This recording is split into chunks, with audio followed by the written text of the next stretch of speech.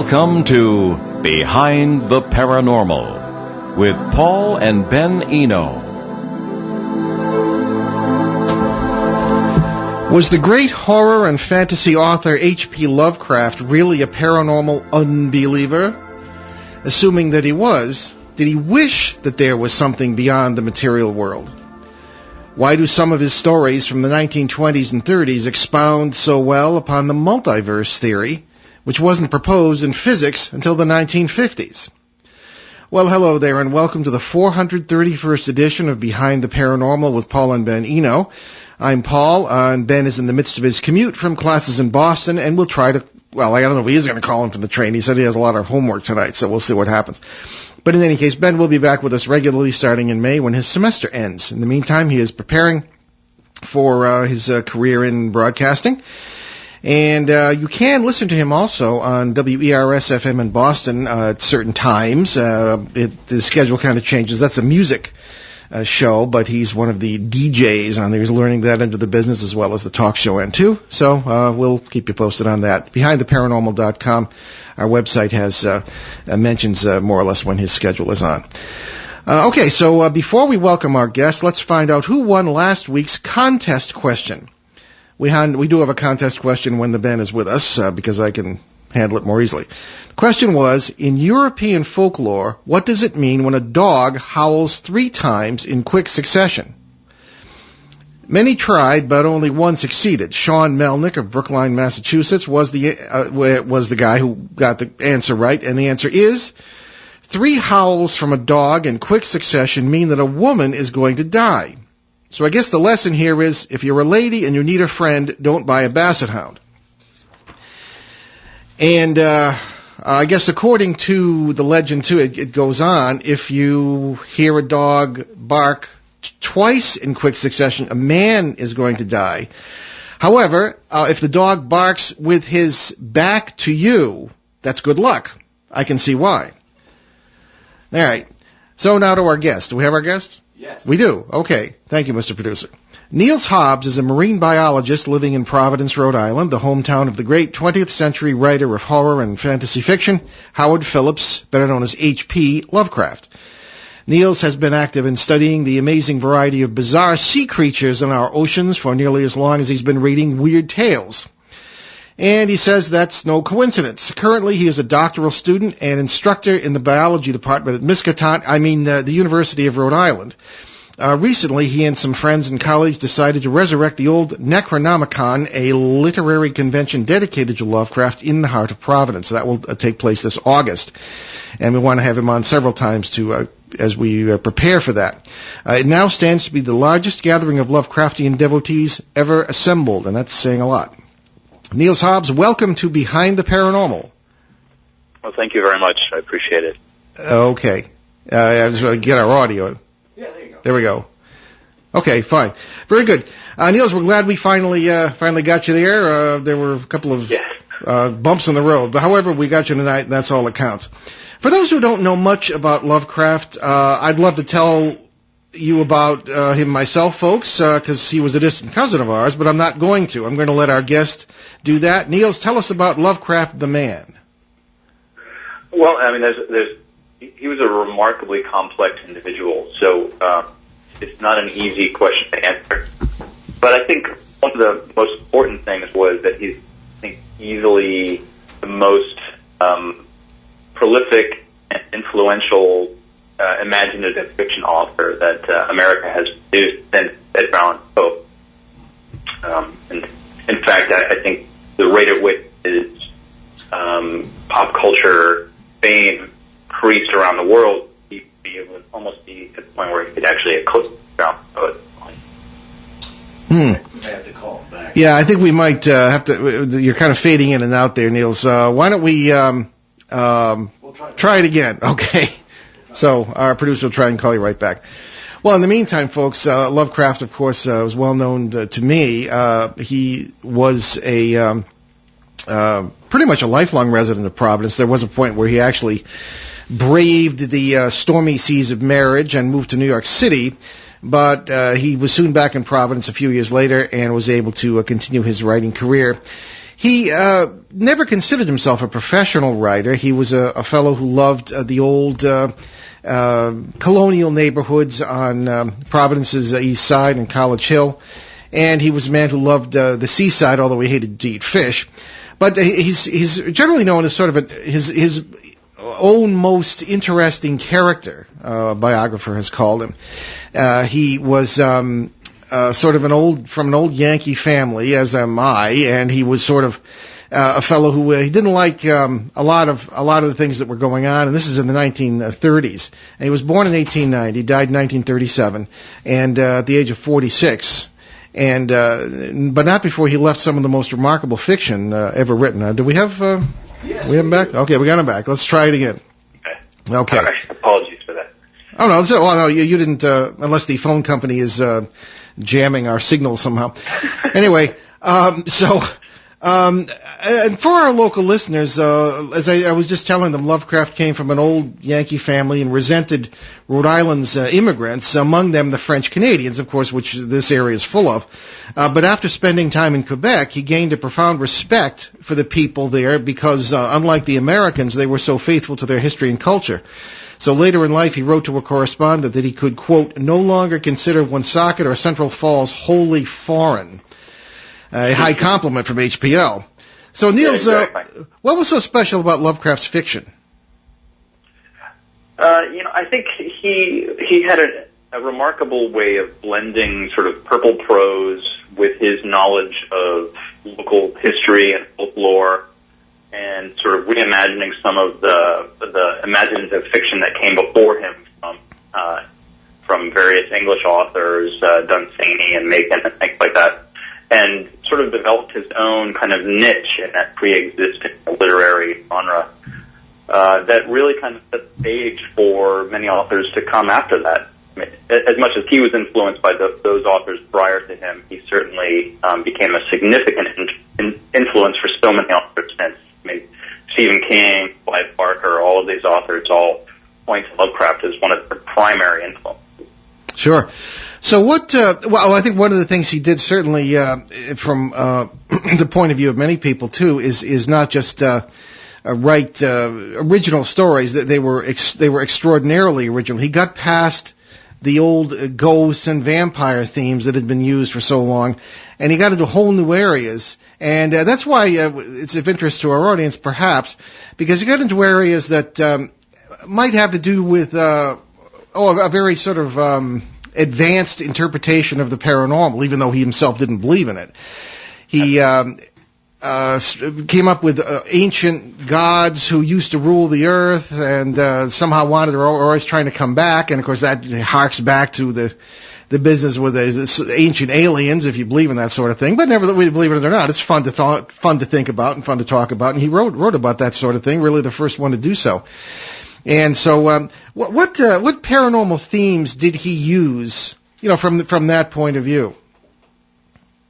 I think his view of the paranormal was one, and again, this is his strength that makes him really stand out. Is it was a very cosmic scale paranormal view. Mm-hmm. So he, was a huge fan of sort of the latest science of astronomy and physics. And that allowed him, he could draw on that knowledge base to develop this pantheon of gods, as you say, that were just so much larger than any earthbound gods that, had previously been developed, whether as actual religions or fictional tales. So his scope of that was truly a universe-standing set of truly all-powerful gods, and not gods that any sane human being would ever worship.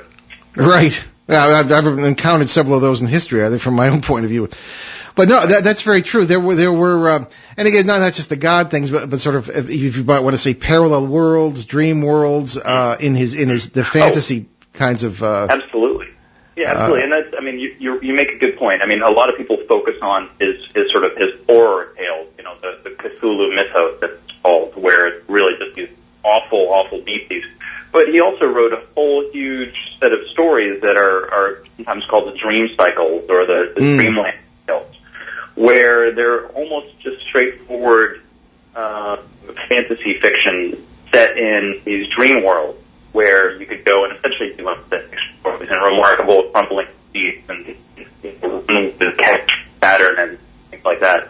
And this all kind of comes out of his very strong connection in sleep-based thoughts and dreams and such. Yeah, he based a number of stories on dreams, didn't he? Right. Yeah, many. And he credits his subconscious as actually being the inspiration for many of his tales. Oh, that's it. And I might want to point out, too, that anyone who's listening who loves New England history or the colonial architecture or anything of this kind, Lovecraft is for you, because even if you don't enjoy the fictional themes, the paranormal or horror themes, certainly you'd enjoy his... he was a born tour guide in print. I mean, it certainly he loved the colonial architecture of New England. Almost all the I'd say probably almost all the stories are set in New England, Vermont, Massachusetts, and especially Rhode Island and Massachusetts. And the themes have they bring a lot of pleasure to those who are interested in history, because he brings. I remember particularly the case of Charles Dexter Ward, which is set right in Providence, and he brings in a lot of people from history into the story because it spans several centuries. It's great stuff, even if you don't necessarily enjoy the paranormal stuff. Now the funny thing is that people wonder, this might help explain why my kids are the way they are, especially my usual cohort this evening, Ben, who's on his way back from school in Boston at this point, that while most people were reading Peter Rabbit or Benjamin Bunny, I was reading the Cats of Ulthar and Lovecraft stories like that, the White Ship and things of that kind. So maybe that explains a lot. Some of those alternate dimension stories that he wrote about, the Dreamland stories, are totally good children's folklore stories. I mean, they're certainly not ones you might want to read to your 5-year-old, but to your 7 or 8-year-old, I think that they'd make amazing fiction. Well, I think Ben was 5 when anyway. That and Lord of the Rings we were reading. But in any case, now in ensuing years, now Lovecraft passed in 1937, and his fiction almost was lost were it not for August Derleth, who was a Wisconsin writer and a young correspondent of his, a lot younger than Lovecraft's, who in my opinion was he was prolific, but I'm not wildly excited about his writing. But thanks to him, he started a publishing house that preserved Lovecraft's work, and it caught on. There was a big explosion of it in the 60s, when I started to read it, and then of course that's really never stopped. So, but in ensuing years, Niels, there have been people who have, and we're going to have to deal with this, I'm afraid, who have become convinced that Lovecraft's scientific materialism, and he's very clear in all his letters that he was an atheist, a scientific materialist. In other words, he didn't think there was anything in the world beyond matter. A lot of people think that was a sham, and that he really was in touch with cosmic outsideness, because he had to have been to write as powerfully as he did. Weird gods, and books like the Necronomicon, which the conference is named after, I guess, a play on words, and that those books are real. A couple of them have even been published. What's your opinion of that? Remember, this is FCC regulated radio, so watch your language. I'll be careful in my choice of words. It's obviously, I think, a testament to his imaginative capacity for spinning an amazing yarn. I think part of it, going back to what you said about his knowledge, history, and architecture and such, he was, like I had mentioned before, a great devourer of knowledge, and was literally a walking encyclopedia of New England history and architecture, and all of these things, when he weaves them into his tale, makes a truly believable tale that then, you sprinkle on top of that the mythology that he created, the fictional mythology. It makes it that much more believable. Mm-hmm. No, I agree. In the style of a memoir of somebody that truly experienced these horrors. And so I think it makes it very easy for people to believe that, he must be drawing on something more than just in his imagination. Yeah, there's a certain amount of wish fulfillment, too, I think, too. Oh, absolutely. Yeah. Absolutely. I think everyone obviously wants to believe in something bigger than they can just be, and that's an understandable human desire. I mean, that's in our culture since the dawn of humanity. But Well, I certainly do, but not Yog Sothoth and guys like that. Right. I would hope not. No. All that being said, Lovecraft in his later years expressed an interest in quantum physics, and I always respected him because he was able to change. When he got better information as he got older, he didn't just stick to his old beliefs. He modified his beliefs as he gained information, such as he's often known as a renowned racist. And but by the time he got to the end of his life, he married a Jewish woman, and he was able to modify those beliefs to widen his circle of friends to include many people, and it was a really wonderful thing to see, especially in those times.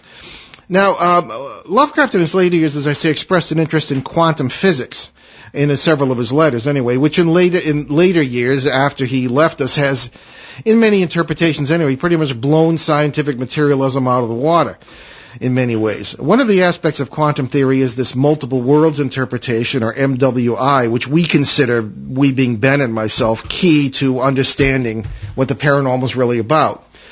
Now, granted that alternate universes or parallel worlds have been known as themes in literature since at least the 18th century, but Lovecraft seems to us, I don't know, kind of hits us between the eyes with it, with themes like these elder gods and walking, as in his words, between the worlds, and especially in the Randolph Carter stories, which is a series of stories that he wrote in the late 20s, early 30s. Am I right?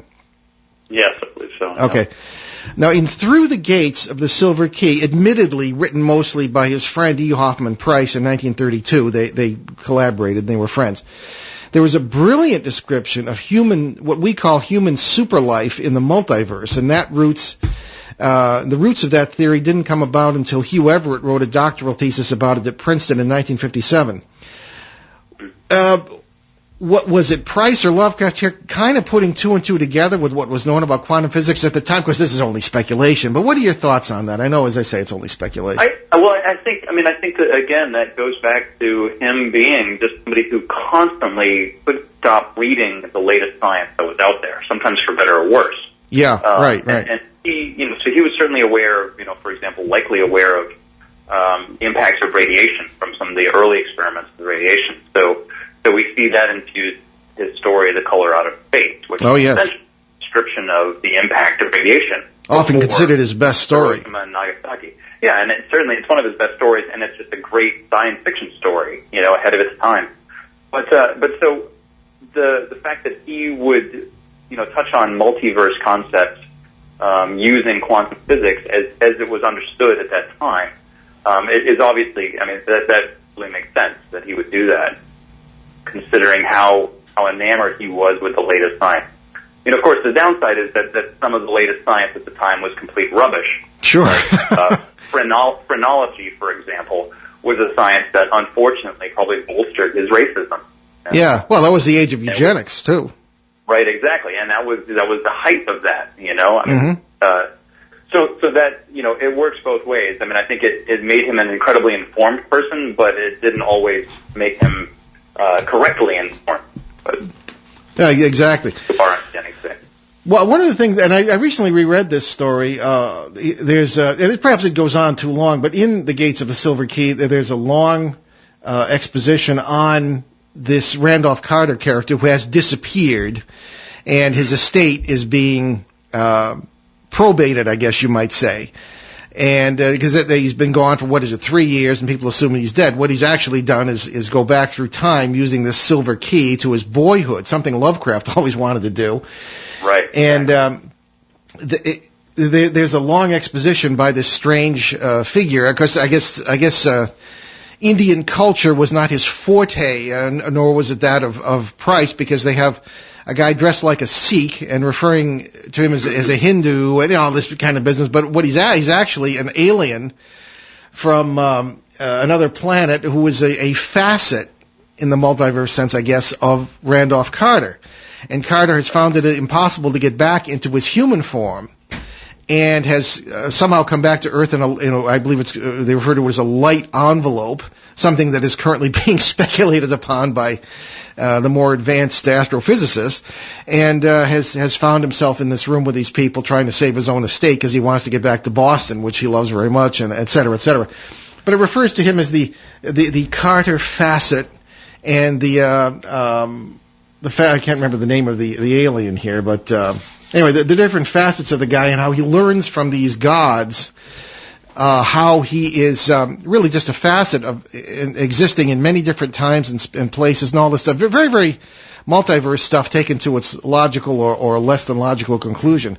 And oddly enough, in 42 years of paranormal research, which I've tried to do with my feet on the ground, not like this nonsense you see on television, and working within the realm of whatever science you can apply to that.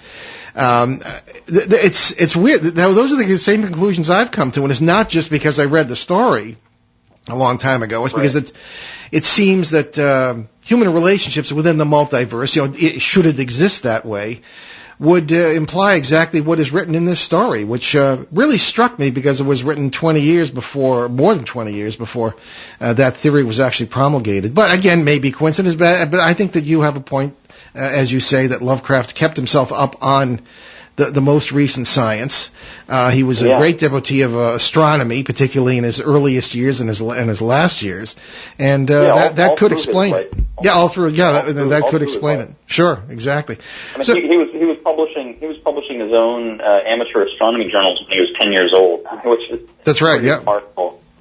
I actually did some research on that. He wrote for the Patuxent Valley Gleaner, which was now a paper that is non-existent. But I was writing a book on Rhode Island newspaper history in 1992, and I actually found what we call in journalism a morgue. In other words, old copies of newspapers, and the Patuxent Valley Gleaner was in there. This is at the paper that won the competition at the time, the Patuxent Valley Daily Times, now the Kent County Daily Times.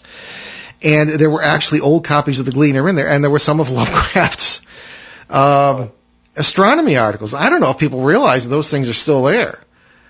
Oh, I probably people do. I mean, there's some people that dedicate their every waking second to hunting things like that down. That's right. But he is something of a cult figure. Well, there are so many things out there. I mean, honestly, I don't know how the fellow slept. He was so incredibly prolific with his personal letters. And submissions to journals, and nonfiction and fiction. I think they have 20,000 personal letters or something like that. Oh, easily. To be out there. I mean, my mother insisted before she passed away that my father corresponded with Lovecraft, and he was like a sixth cousin through the Whipple family. I don't know if they realized that, but she insisted that that they corresponded for a while because my father was a big fan. He had a complete collection of weird tales, start to finish, from I don't know when it started, 1918 or something, all the way through 1952 or 3. Which she threw away after he died.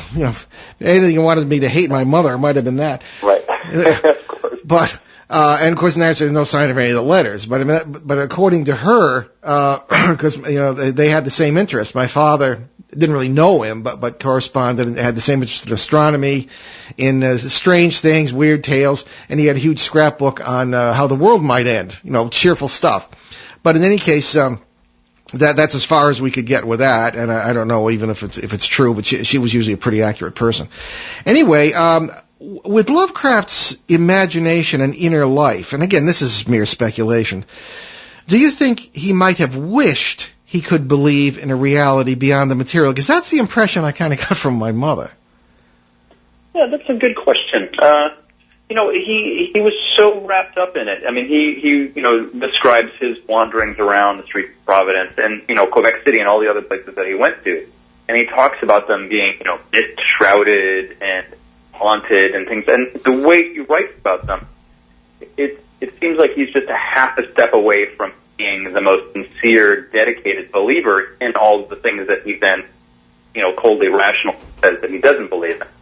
Yeah, I think that's well put. I've known and I've known 3 of them. The most frustrated people I've ever known were atheists who had a religious temperament. They were right. Kind of homo-odorons, but they just couldn't do it. And it was probably like Lovecraft because he was in this lousy Western theological mentality that was just that I wouldn't believe in either. I mean, and it's just he was probably frustrated by that. I tend to think. I mean, I don't know. Who knows?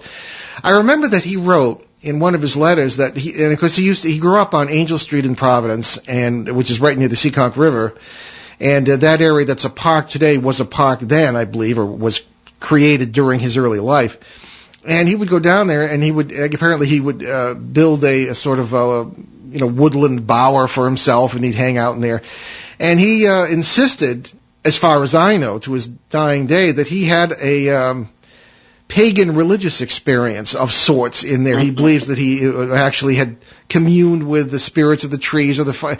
And, because you never knew how serious he was in some of his letters. Right. But I just... Yeah, he was a remarkable jokester. I mean, that's something that most people don't quite realize about him. That it is definitely hard to say exactly what he truly believed were you to sit him down and ask him about it. But oh, no, that's true. Well, certainly he'd put in jokes in his stories. I remember the Haunter of the Dark was specifically built around Robert Bloch, who later became a writer for books and television, including Star Trek. He wrote several Star Trek scripts. And he wrote the screenplay for Psycho, too. Yeah, exactly. Yeah, he did. But a good friend of Lovecraft's, a lot younger. And supposedly the fellow in the story who gets attacked by the creature from the steeple, is living in what was at the time Lovecraft's house on Prospect Street, and was really Robert Blake rather than Robert Bly, because of thinly veiled in jokes. Yeah. Well, he wrote so many of these stories that he wrote for his friends that he was in regular correspondence with. Mm-hmm. And they all had names for each other, like Clark Ashton Smith, who was a phenomenal writer of the time, a huge influence on Lovecraft, and vice versa. They had these pen names for each other, like Clark Ashton Smith with Clark Ashton. I mean, spelled in a very dramatic kind of Conan the Barbarian sort of style, And, of course, Robert E. Howard was another fan. Who was the author of Conan the Barbarian, right? Yeah, exactly. Yeah. Interesting. What are your favorite Lovecraft stories? That's a question I've obviously been getting asked quite a bit lately. Actually, I've noticed the time. We're going to take a brief break here, and we'll be right back. You're listening to Behind the Paranormal with Paul and Ben Eno, minus the Ben tonight, unfortunately, on WOON, 1240 AM in New England's beautiful Blackstone River Valley. We'll be right back with our guest, Niels Hobbs. It's March, and Radio Squares is on the air. The WOON Valley Breeze Radio Squares contest continues all March long on your favorite local radio station and in all editions of the Valley Breeze newspapers. Find each week's Radio Squares game card printed in the living section of the Valley Breeze, available free at locations all over the Blackstone Valley. Keep it by your radio and listen to WOON 1240 all day long. Cross off the squares as we call them out on the air, and when you have a straight line of 5 squares crossed off in any direction, phone WOON immediately at 762-1240. Be one of the first 10 to do so, and each week we play, and you'll be qualified to play in the Radio Squares Survival Round at noon on Saturday, March 30th, and the winner there will receive $500 cash prize. Complete game rules are printed on each game card. Game cards can also be downloaded free from the valleybreeze.com website. Each new game starts on Monday morning with Mike and Joe in the morning and continues until 10 qualify and the card is closed. Play Radio Squares all March long on the Valley Breeze newspapers and ON Radio. And welcome back. And I do want to remind you that you can advertise on this show. Remember that we don't just have strange ghouls and gugs and gas listening to this show. There are people who are ordinary folks stuck in traffic at this time of day, of course, in the Boston, Providence area. And we would certainly want you to consider, if you have a business of any kind, particularly if you're a contractor or if you sell candles or dragon eggs or anything whatsoever, you can advertise on this show. It's not expensive. Check it out. We have packages that involve just ON, packages that involve ON, and our CBS edition on Sunday nights. You can get national exposure that way. And this is a national show, too, even on this station. So you get lots of exposure and local exposure here on Behind the Paranormal. BehindTheParanormal.com. Check that out, and also check out the advertising link on that side. I'll tell you all about it. So let's get back to our guest, Niels Hobbs from the University of Rhode Island, and one of the organizers of NecronomiCon Lovecraft Conference in August. So let's get back to our question, Niels. You've had plenty of time to think about it now. What exactly are your favorite Lovecraft stories?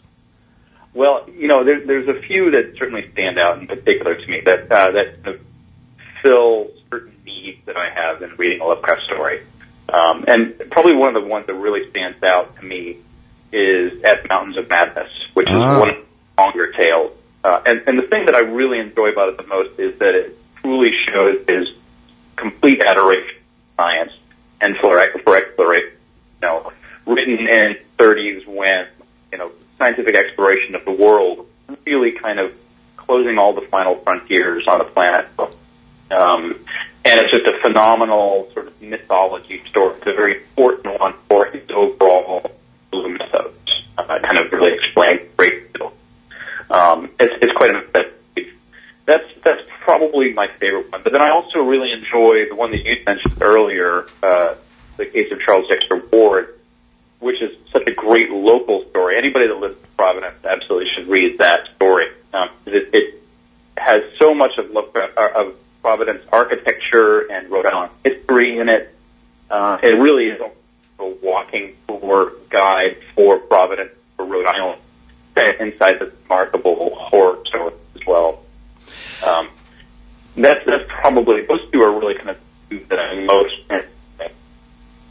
You don't think any of his big stories, there's a book and finding his you're kind of fading in and out again there. Okay, but go ahead. Just kind of take it slowly. Okay. It's an electronic problem. It's not you. Okay. Some of the earlier works are definitely not quite as good. I mean, I think he's still developing his skills as a writer. But once you get into his later fiction, where he gets a little bit more comfortable with his prose, he's not trying to show off quite much. That's when the sort of the narrative really stands out. Those are the better ones. Mm-hmm. Well, I always anyone who lives in the area too would certainly enjoy the Shunned House, which actually exists on Benefit Street in Providence. And one of the legends, and this is really true. And I was writing my history of Rhode Island with Glenn Laxton. I actually put in a chapter on Lovecraft and mentioned this. There is a legend that a woman went crazy and was screaming in French from an upstairs window of this house on Benefit Street. And as far as I know, that there is some truth to that. And if you go by the house today, you can see it just as Lovecraft described it. And there are signs in French warning you against the dog, chien lunatique, and all that sort of thing. So there is a certain spirit of Lovecraft that's certainly alive in Providence. Yeah, it's really hard to miss. I mean, there's some neighborhoods that I think you without playing it up too much, you can really still feel the spirit of Lovecraft wandering around. I think Lovecraft himself would be thrilled to see so much of Providence still intact the way he would have remembered it. And it's also worth noting, actually, that part of that, to some extent, is thanks to him. He was a very early preservationist in Providence before that was really kind of a movement or a concept. He was constantly arguing to preserve certain old pieces of architecture and decrying some of the sort of more modern styles that were coming in. Exactly. Well, if he could have seen what happened to Hartford and what happened to Providence, and I grew up in the Hartford area, and in the 1960s, urban renewal came in, and it was just a catastrophe from Lovecraft's point of view, and anyone who has any appreciation. They hadn't yet dawned on them that they didn't have to tear down historic buildings and replace them with glass and steel at right angles. All they really had to do was put a little love and effort into it and restore buildings to their former glory, which is what was done in Providence, most of it, anyway, at the behest of wonderful people like Antoinette Downing, great preservationist. And he would have been absolutely delighted to see it today, because actually it was rather run down in his day. It was certainly becoming that way. Exactly. He died when essentially the Depression was still going on. Right. So, I think it's only, our Providence really benefited from the efforts of many preservationists, but also benefited being a little bit too of a town for urban renewal. So when all these other cities were getting their old buildings torn down, Providence had the luxury of still having someone to survive through, and now become venerated pieces of architecture. Mm-hmm. Now, let's switch gears a little bit there, Niels. If someone is a young person or a person of any age who wants to start is interested in Lovecraft and would like to start reading, what is the first story you would suggest that they begin with?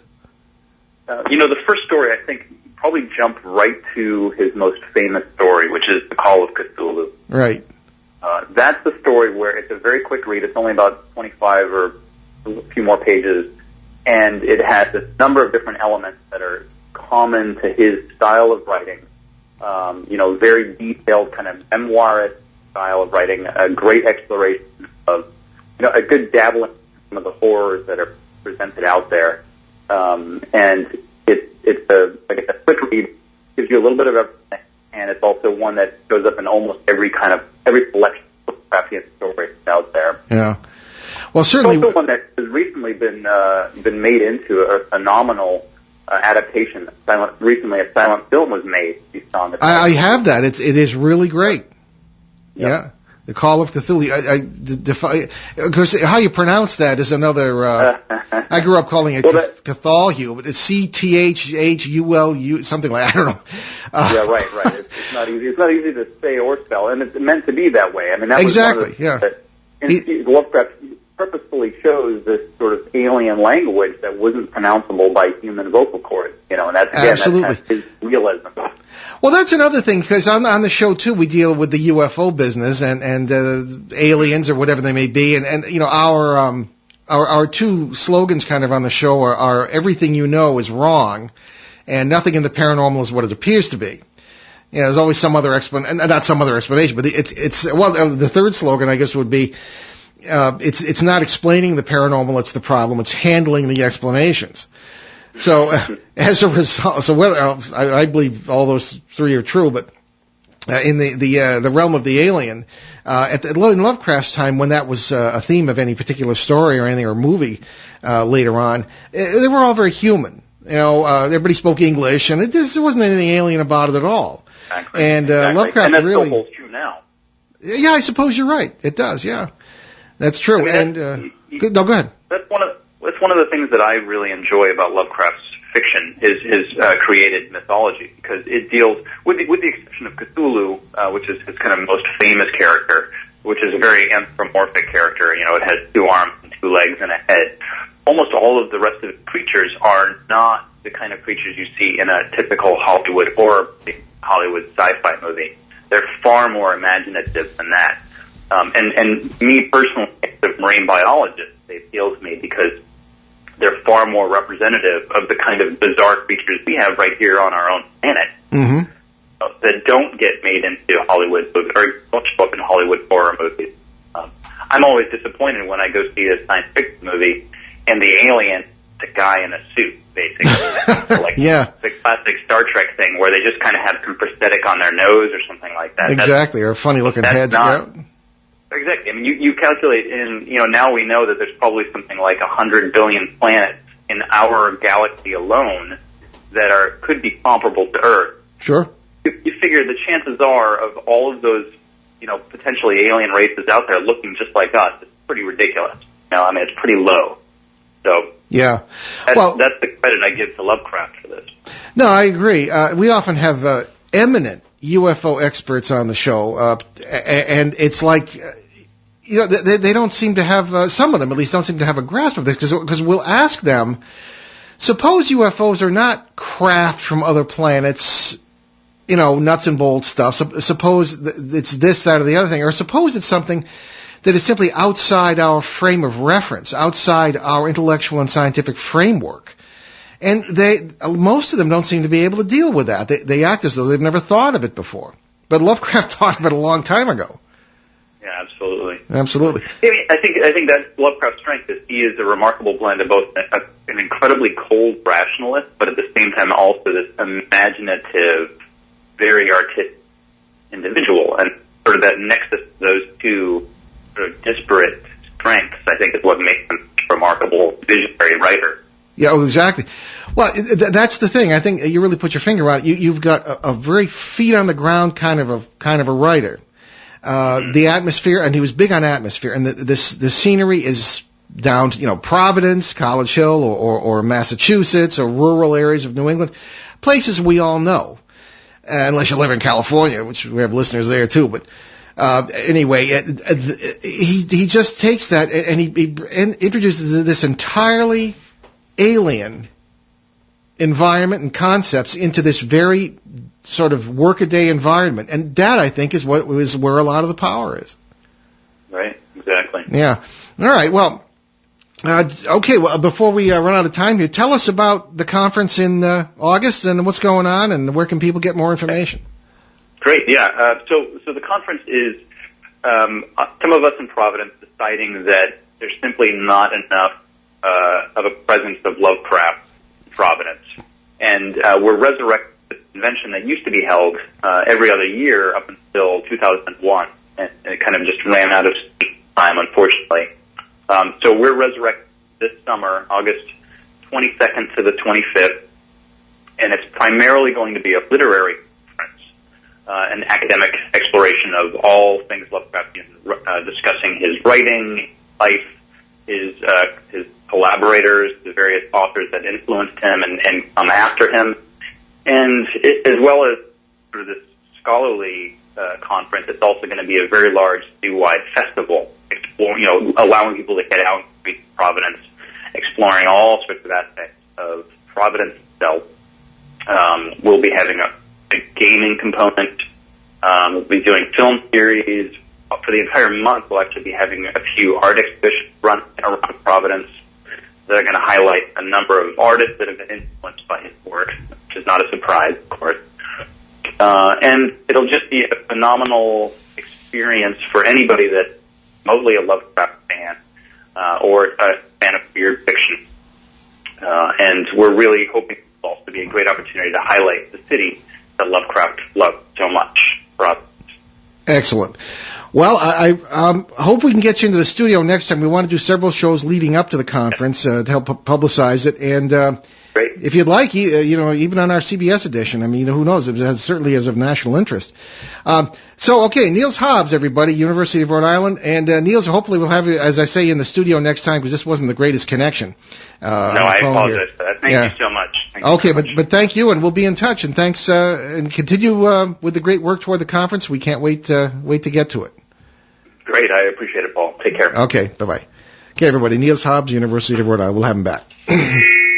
Okay. Let's, okay, so we've got time for maybe one letter here. We're planning a show on a funny thing called synchronicity.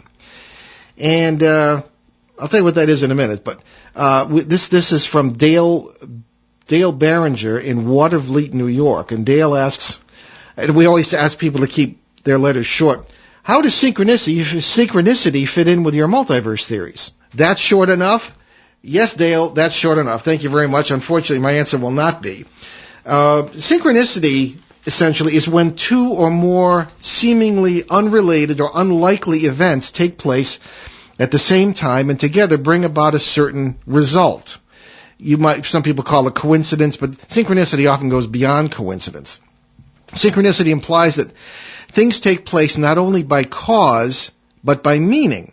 In other words, events take place because another event has caused them, like your house might fall down because termites ate it, or events might take place simply because they need to. There is another concept first spelled out in modern times by Carl Jung, the great psychiatrist and psychologist who was a student, started out with Sigmund Freud, but really thought Freud was kind of off the deep end there and started his own kind of school of thought on that.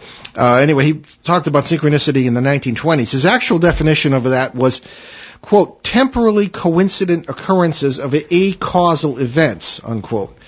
Jung's idea is that minds are related to each other. It sounds like kind of our multiverse idea, especially through concepts and the relationships among concepts. Now, Jung said that it's this relationship that creates synchronicity, minds working together to create meaningful events. Kind of cool, I think. This has been interpreted, especially by New Age types, as the real meaning behind fate or destiny. You often hear people talking about that. And this has given rise to the idea of creating one's own reality.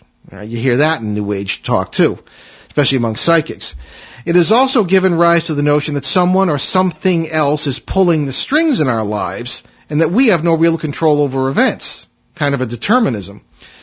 Now, from where I sit, just the opposite may be true.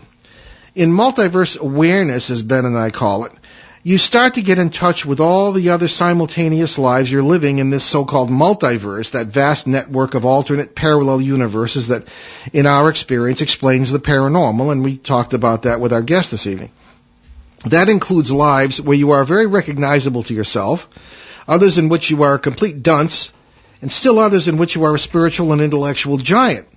In some of those, you may be very aware that you need certain things to happen so that you can get better in this facet of yourself, as Lovecraft might say.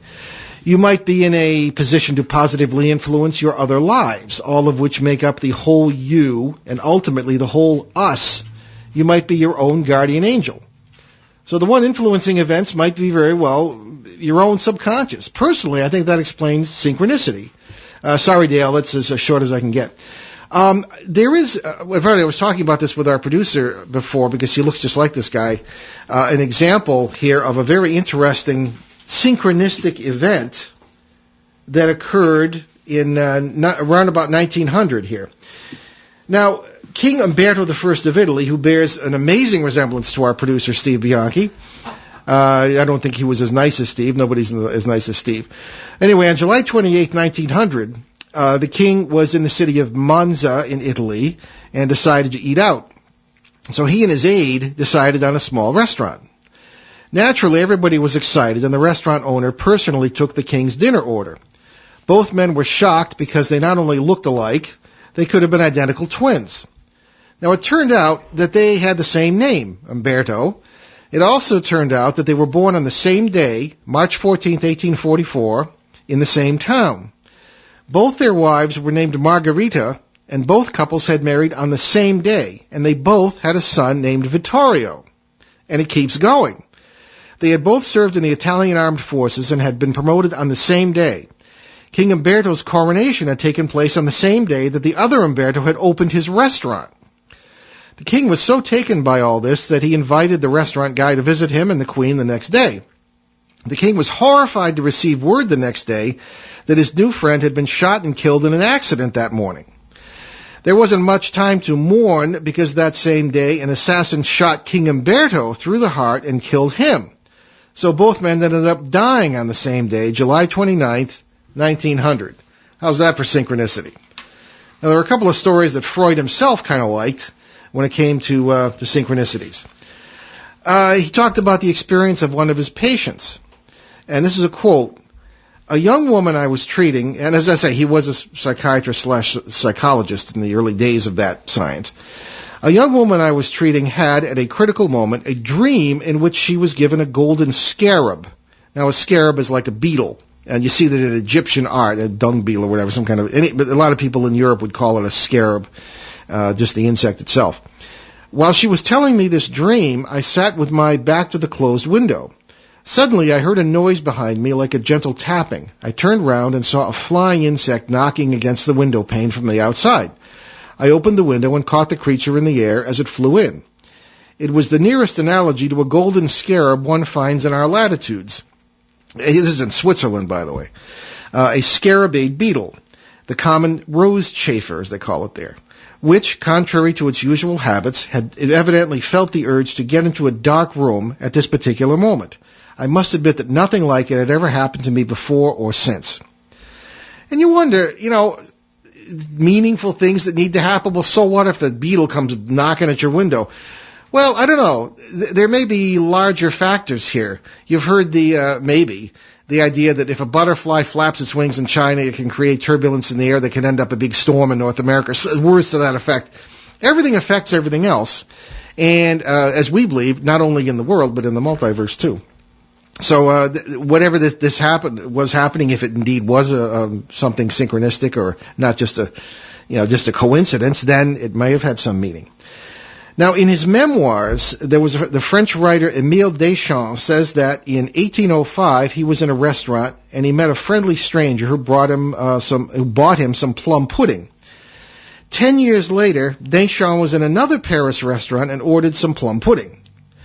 But the waiter told him that they were all out and that the last of it had gone to another diner, who turned out to be the same guy who had treated Deschamps to the plum pudding 10 years earlier. And there's more. A long time afterward, in 1832, Deschamps was at a diner with some of his cronies and told them about the plum pudding coincidence. He then ordered it again. And who comes hobbling into the room at that very moment but the original plum pudding guy from all these years before? This guy was old as dirt by that time, but nevertheless, he was right there on the hoof. So, synchronicity, folks. And so, in preparation for this show, we'd like to certainly ask you to write in about any events like that have occurred. I remember that I was once in Virginia with my family, with Ben and his brother and my lovely wife, and we were on our way back from Washington. I should say we were on our way back from South Carolina, where most of her people live. And we had stopped in Richmond, Virginia, for the evening at a hotel. And we just nonchalantly walked into a restaurant, never been there before, never heard of it before. And I was, actually, no, Ben was not with us. This is before he was born. Okay. So it was Ben's older brother, and he was young, and there was a big fish tank across the room, so I took him by the hand, and we went over. All of a sudden I heard, "Hey, Paul." I turned around. It was my cousin from Windsor Locks, Connecticut, with whom I'm very close, more like a brother. And what he was doing at the same restaurant at the same time as we were on the same day was just bizarre. Actually, he was on his way south to sue his brother over his mother's estate, so it was not a pleasant thing to do. But nevertheless, it was an incredible coincidence. Probably one of the most remarkable of that kind that I've heard was a good friend of mine from Smithfield, the owner of a business down there, was traveling in Scotland, and they went to the Isle of Skye, which is pretty much off the beaten path. They were in the middle of nowhere on the island of Skye, and he and his wife were walking up an old path to an old inn that had like 4 tables in it to have lunch. And they went in, and a guy says, "Hey, Jack." He turns around. It was another guy from Smithfield who happened to be in the same restaurant on the Isle of Skye at the same time on the same day. And I see this fellow all the time, and I never get over that story. So if you have stories like that, certainly let us know, and we'll put together a great show for you on that. And that'll be, I don't know, in a couple of weeks anyway. Maybe here, maybe on CBS, but we'll let you know. And what we would ask you to do is if you can email, certainly write to paul@behindtheparanormal.com or ben@behindtheparanormal.com. And just let us know what it is. Tell us, try to keep it short, but tell us the complete story, whatever strange things have happened to you in regards to synchronicity. Also, you can use, there's a form, you can use an online form on our website, behindtheparanormal.com, and you certainly would be able to use that and send it to us that way. Or write a good old-fashioned letter to us here at WOON, and you can write to Paul and Ben Eno, or Behind the Paranormal Radio, care of WOON, 1240 AM. At 985 Park Avenue, Woonsocket, Rhode Island, 02895. And we've got just 2 minutes left, so I guess that's about it. That's good. He holds up the little things to tell me what's going on, because I have no idea what's going on. Well, neither do I. Okay, well, good. Thanks a lot. Okay. I'm sure that gives you a lot of confidence. It does. So, again, we will have Niels Hobbs back at some point, certainly very soon, to try to get him in the studio here so we have a better connection. Talk about NecronomiCon Providence and H.P. Lovecraft. I started out reading some of the stories. I think one of the most beautiful ones is certainly The White Ship. It's a lovely little fable that will, it's not horrible at all, and it'll get you into some of his parallel world stuff, and I find it very interesting. So anyway, we wanted to point out, of course, again, BehindTheParanormal.com, find out about guests, past, present, and future. You can buy my books, subscribe to our newsletter, or become a reporter for the show. And there are also nearly 450 free podcasts on that site, of both our shows here and on CBS. So check it out. Many thanks to our producer this evening, Steve Bianchi, who, as I said, bears a great resemblance to King Umberto. And on our March 18th show next week, I will finally do that long-awaited show on the paranormal lives of the saints, including Woonsocket's own Marie Rose Farron. On our CBS radio edition on March 17th, Ben and I will welcome our old friend, the author Diurlon, to discuss the coming weird world of 3D printing and, very coincidentally, with the papal election this week, the prophecy of St. Malachi. So we're done. Check us out again, and we'll see you next time. Thanks for joining us. Return to this radio frequency 167 hours from now for another edition of Behind the Paranormal with Paul and Ben Eno.